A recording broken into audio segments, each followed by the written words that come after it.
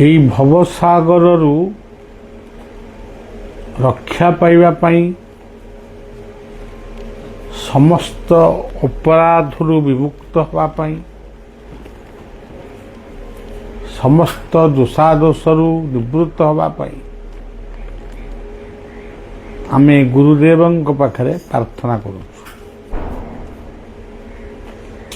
ଗୁରୁ ହିଁ ଭଗବାନଙ୍କର ଅବତାର। ପ୍ରତ୍ୟେକ ସଦ୍ଗୁରୁ ହେଉଛନ୍ତି ଭଗବାନଙ୍କର ପ୍ରକୃତ ଅବତାର। ଆମେ ମନ୍ଦିରରେ ଯେଉଁ ଭଗବାନଙ୍କୁ ଆମେ ପୂଜା କରୁଛୁ ସିଏ ହେଉଛନ୍ତି ଅର୍ଚ୍ଚା ଅବତାର। ଭଗବାନଙ୍କୁ ଅର୍ଚ୍ଚନା କରିବା ପାଇଁ ବା ପୂଜାର୍ଚ୍ଚନା କରିବା ପାଇଁ ଗୋଟେ ମାଧ୍ୟମ ଦରକାର। ସେଇ ମାଧ୍ୟମ ମଧ୍ୟରୁ ମୂର୍ତ୍ତି ପୂଜନ ଗୋଟିଏ ମାଧ୍ୟମ, ପବିତ୍ର ମାଧ୍ୟମ। ସେଠି କିନ୍ତୁ କଥା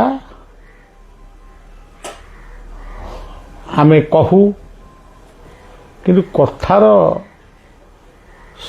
ଉତ୍ତର କିଛି ମିଳେ ନା। କିନ୍ତୁ ଶାସ୍ତ୍ର ହେଉଛି ଆଉ ଗୋଟିଏ ଅବତାର, ଯେଉଁ ଅବତାରରେ କିଛି କଥା ଲେଖା ଅଛି, ସେ ବଦଳୁନି,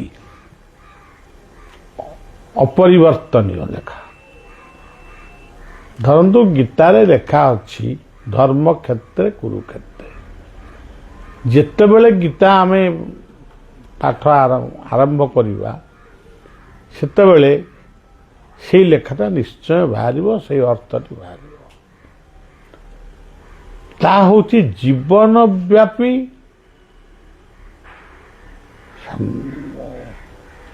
ଅବତାର ନୁହନ୍ତି, ମାନେ ଯୁଗ ଯୁଗ ଧରି ସେ ହେଉଛନ୍ତି, ଶାସ୍ତ୍ର ହେଉଛନ୍ତି ଗୋଟିଏ ସ୍ଥାୟୀ ଶାଶ୍ୱତ ଅବତାର।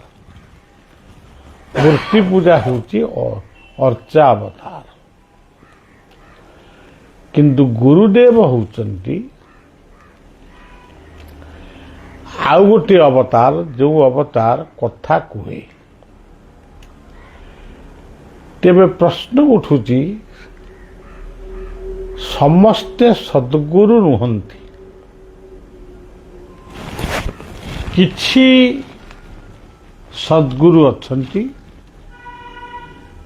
ଯେଉଁମାନଙ୍କର କଥା ଯୁଗାନ୍ତକାରୀ କଥା, ଯୁଗ ଯୁଗ ଧରି ସେ କଥା ସେ କହିଯାଇଛନ୍ତି, ଲେଖା ହେଇଛି ଏବଂ ତାକୁ ଲୋକ ଆଜି ବି ପଢ଼ୁଛନ୍ତି, ତାର ବିଶ୍ଳେଷଣ କରୁଛନ୍ତି।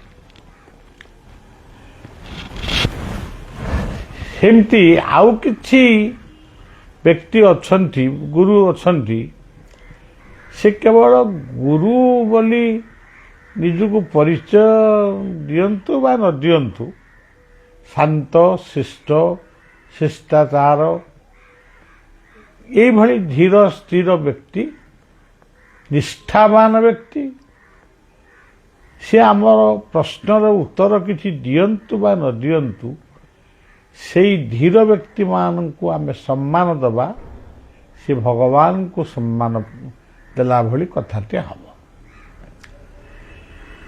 ଏହାପରେ କିଛି ବ୍ୟକ୍ତି ଧର୍ମ ନାମରେ, ଭଗବାନଙ୍କ ନାମରେ ମଣିଷକୁ ବିଭିନ୍ନ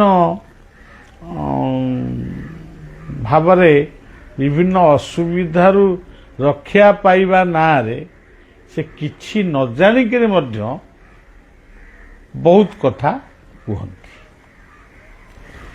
ବହୁତ କାର୍ଯ୍ୟ କରନ୍ତି।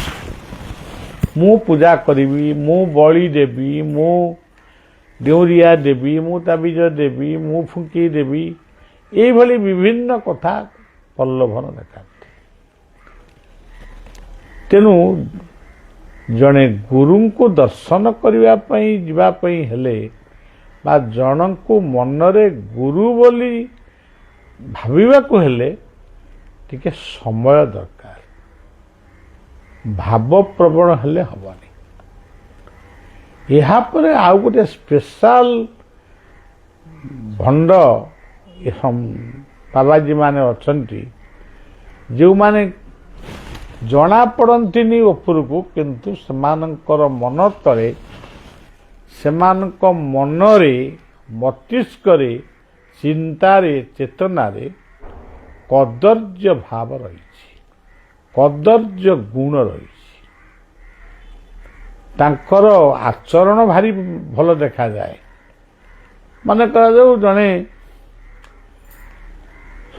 ପ୍ରଭାତରୁ ଉଠୁଛି, ମାଳା ଗଡ଼ଉଛି, ପୁଳିଏ ମାଳା ପିନ୍ଧିଛି, ତିଲକ କରିଛି, ଗୀତା ପଢ଼ୁଛି, ସବୁ କରୁଛି, ଇଏ ସବୁ ଲୋକ ଦେଖାଣିଆ। ତାର ମନ ଭିତରେ ରହିଛି କଦର୍ଯ୍ୟ ଭାବ, ଯାହାକୁ ବର୍ଣ୍ଣନା କରି ହେବ ନାହିଁ। ଏ ସମସ୍ତ କଥାକୁ ବିଚାର କରିବାକୁ ହେଲେ ବୁଝି ବିଚାରି କର୍ମ କଲେ ପ୍ରମାଦ ନ ପଡ଼େ। ଆମେ କହୁଛୁ ଭବସାଗର,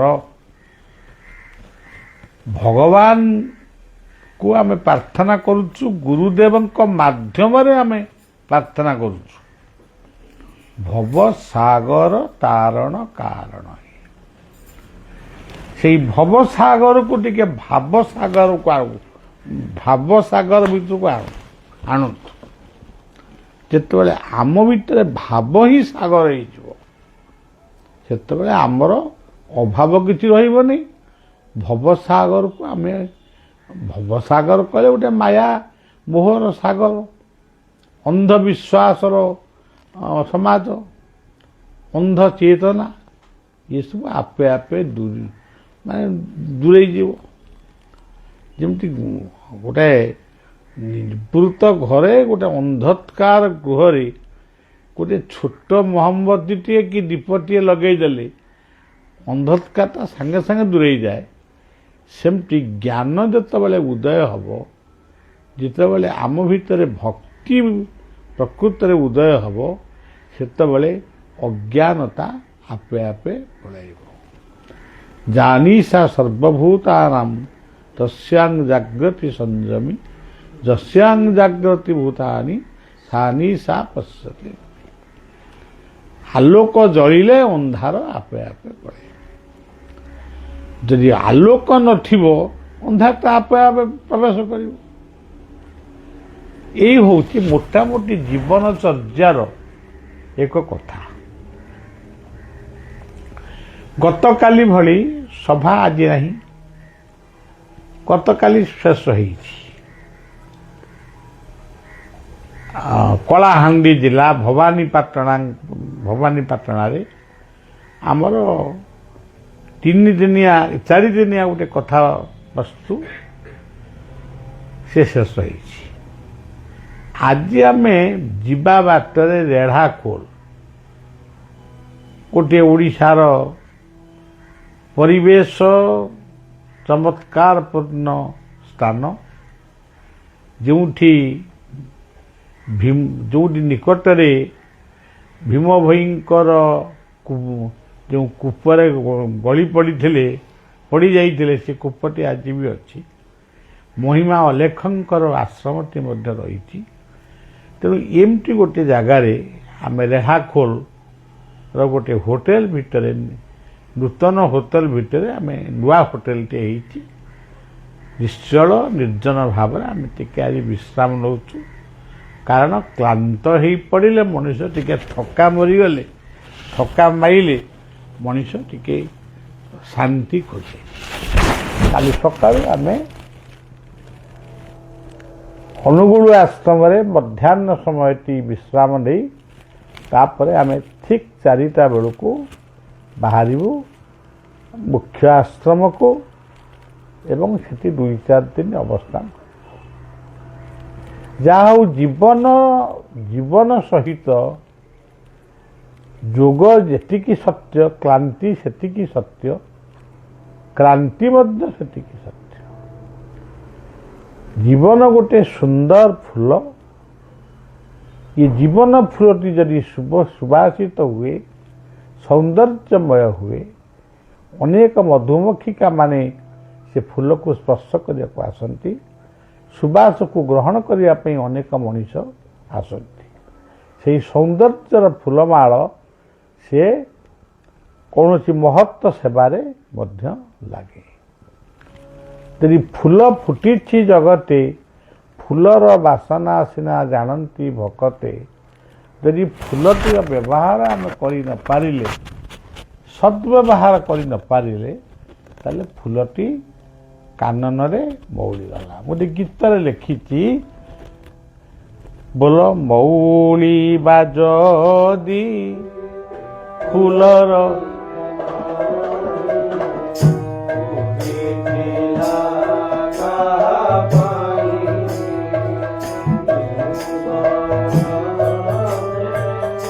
आसिए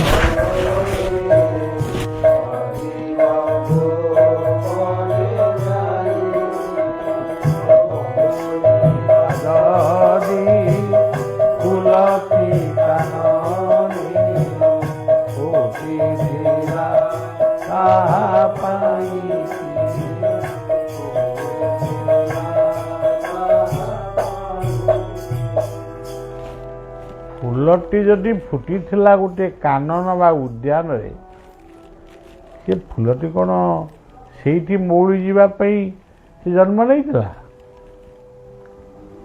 ठीक से भली आमे जदि आम परिवार पाई आम समाज पाई फूलटी नई पारिलु मन कर जो आम गोटे जीवन हूँ गोटे फूल मन कर प्रकृत फूल ये जीवन फूलटी जदि कहारी कामरे लगिला नहीं बापा कामरे लगिलानी बापा सेबारे लगिलानी माँ सेबारे लगिलानी भाई भौणी को सेबारे लगिलानी पड़ोशी मान सेबारे लगिलानी बंधु बांधव सेबारे लगिलानी कि समाज बा देश सेबारे लगिलानी तार से फूलटी की फूल सी फूल पाखक सी फूल देवयज्ञ फूल नुहे तेणु सबुठारु श्रेष्ठ कथा होची फूलटी यदि गुरु पाखक जाए इष्ट मंदिर रे जदि फूलटी लगे फूल ता जीवन को से फूल निजे सार्थक हुए जे मु आज गुरु निकट लगी इष्ट सेवा लगे किंतु तमे जदि तुम जीवन फूल जदि कहारी सेवारे न लगिला तम जीवन संपूर्ण व्यर्थ है टिके टिके व्यर्थ नहीं संपूर्ण व्यर्थ है तेटा क्या सेवारे लगे तुमको किए पचार जी पचारिया कथा सी भी पचारे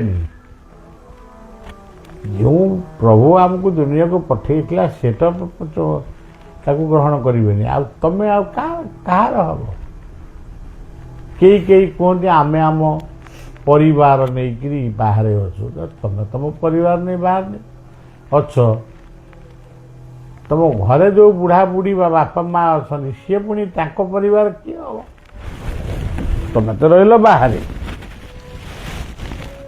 तेरे ये बुझंतु केमती मनीष धीरे धीरे आम सोसाइटी आम समाज केमती धीरे धीरे अधपतन हो जाए पुओटी कौच मो परिवार नहीं मु भुवनेश्वर घर मन कर आम गाँव बाप माँ अच्छा एमती गोटे गोटे जगह बाप अच्छी माँ ना कौटी माँ अच्छी बापा ना सी क्या कहे आम परिवार जदि पचरा माँ तो परिवार टी कौन अच्छे मो परिवार किए अच्छे मु एकला मो पुओ जाइए सियाड़े मो झील सियाड़े ज्वाई सियाड़े ताले आप चिंता करेंगे ये शिक्षित सभ्य समाज केते असभ्य अशिक्षित आड़क जाऊ सर्टिफिकेट लंबा लंबा उपाधि रही कौन जो पारिवारिक जीवन नहीं शांति का शिवंक मंदिर को आमे गले आमे प्रथम देखू गोटे वृषभ तापर देखिलु दियोटी नंदी भृंगी रूप दुईटी जगुआरी दुआर बंध अतिक्रम करने पर देखिलु शिवलिंग तांकरी पाखरे कि तांकरी निकटरे पार्वती माँ पार्वती अच्छा पार्वती वाहन सिंह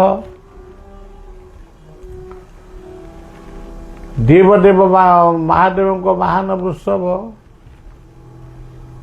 गणेश वाहन मूषा कार्तिक वाहन मयूर सतरे कौन ये मयूर मूषा ये वृषभ यही शिव परिवार गठन है किंतु गोटे गोटे हिंदू समाजर सन्थ माने महापुरुष माने गोटे चरित्र को गोटे जीव सहित मिसई वृषभ हूँ गोटे चरित्र मूषा हूँ गोटे चरित्र मयूर हूँ गोटे चरित्र सिंह हूँ गोटे चरित्र ये सब चरित्र ये चरित्र को कहीं जीव रूप रखागला ये जीव रूप रखा जाइए चरित्रटा संयमित हम सिंहटा अहंकारी तेणु से शक्ति तांको बसिक बुलूचंदी माने प्रकृत से कौटी सिंह को लेकिन कौटी बुलूना सिंहटा नहांती बुटे आ पार्वती नहीं कौटी बुलिवे तेणु सिंह हूँ गोटे चरित्र जो चरित्र आमरी भितर अच्छी अहंकार चरित्र बोट हो आउ कई बड़ ना मूषा हूँ गोटे चरित्र अन्यर जिनिस को से अपहरण करे ताकू विद्वान विद्यापति गणेश ग्रहण कर शासन करने को नहीं मयूर हूँ गोटे सौंदर्य प्रतीक चीर कुमार कार्तिक जे विवाह जीवन में करना देवजगत सबुठारु से सुंदर सौंदर्यर स्वाभिमान को से रक्षा कर भाव वृषभ गोमाता को जन्म दिए जो गोमातार जन्म हूँ केवल पर उपकार पे उद्दिष्ट एमितिया पशुटे गृहपालित पशुटे मिलवा संभव नुहे आज से माने हतादार क्षीर पीबू आम दही खाइबू आम छेना खाइबू आम कि ना पनीर करदे पनीर गोटे शब्द कौन बाहर आजिकल पनीर माने छेना छेना कहबूनी इंग्राजी जेहेतु टिके पढ़ीचु पनीर को आम आज पनीर पालंग है पनीर है ये सब पनीर फनीर एमती सब शब्द कही एत गुड़ाक कथा आम दरकार कि गोपालन गाई रखीच घरे ना ना सेटा आम घर ना तेणु सज्जन सुंदर तुमरी चरणर धूल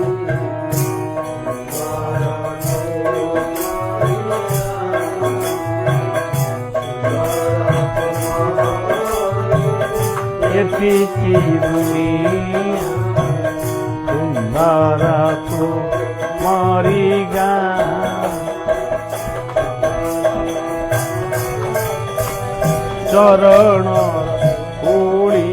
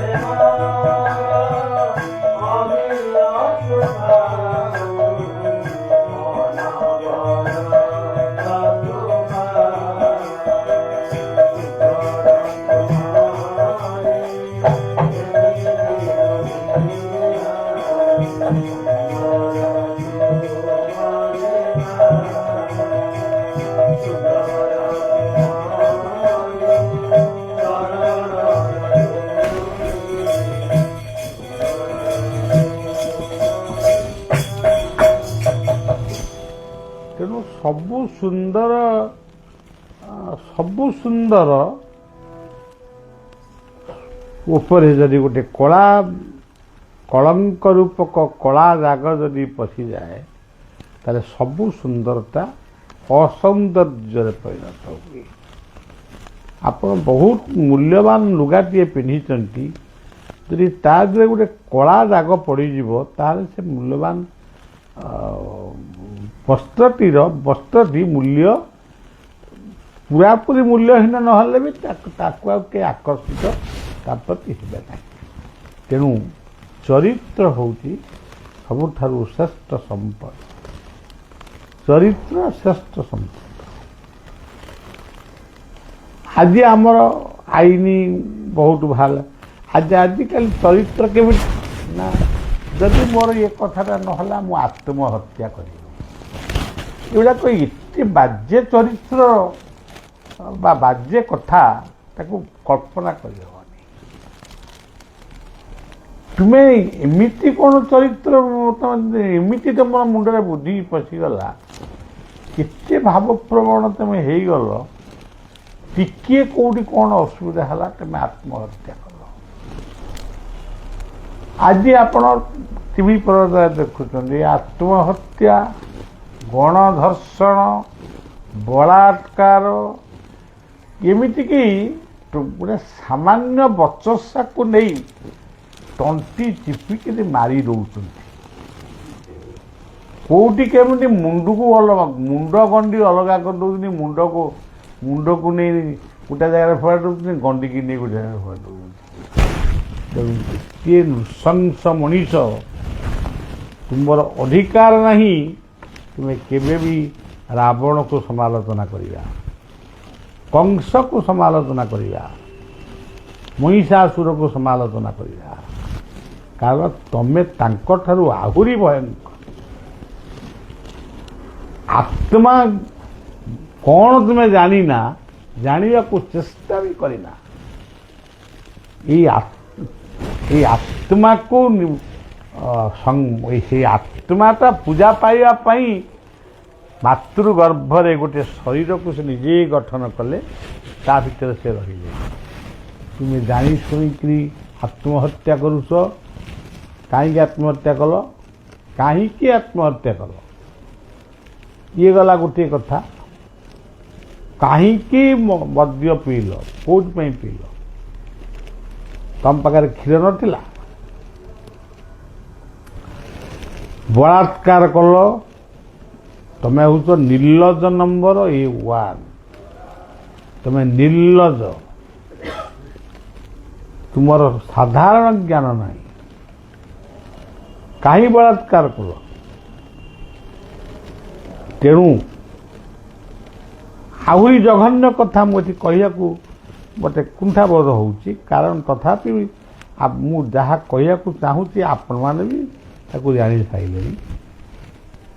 ଏଗୁଡ଼ାକ ସବୁ ବେକାର କଥା। କ'ଣ ଆଜି ମହାବିଦ୍ୟାଳୟ ଆମେ ଖୋଲିଛୁ, ଡାକ୍ତରଖାନା ଖୋଲିଛୁ, ସିଏ ଆଉ କ'ଣ ଖୋଲିଛୁ, କେତେ ଗପ, ରାସ୍ତା ଚଉଡ଼ା କରି ପକେଇଲୁ, ଜଙ୍ଗଲକୁ କାଟି ପକେଇଲୁ, ନିଆଁ ଲଗେଇଦେଲୁ। ଏଗୁଡ଼ା ସବୁ କ'ଣ ଦରକାର? ଆଜି ମଣିଷ ଆଜି ବାଟ ବଣା ହେଇଯାଇଛି। ମଣିଷ ଯେତେବେଳେ ବାଟ ବଣା ହେବ ସେତେବେଳେ ଧର୍ମର ଗ୍ଲାନି ହେବ। ତେଣୁ ମୁଁ ଜମା କୌଣସି ସ୍ୱତନ୍ତ୍ର ଧର୍ମକୁ ମୁଁ ଟେକୁ ନେଇ କି ମୋ ଧର୍ମକୁ ମଧ୍ୟ ମୁଁ ବେଶୀ ପ୍ରଶଂସା ବି କରୁନାହିଁ। ସବୁ ଧର୍ମରେ କିଛି ଅଶାନ୍ତି ଅଛି, ଶାନ୍ତି ଅଛି, ସେ ଅଲଗା କଥା। କିନ୍ତୁ ମୁଁ ମଣିଷ ପଣିଆର କଥା କହୁଛି।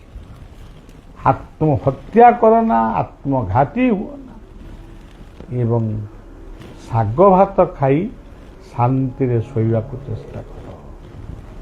ଏ ହେଉଛି ଆମର ଦୃଢ଼ ସଂକଳ୍ପ ହେବା ଉଚିତ। ହେ ହେ ଗୁରୁ ତୁମେ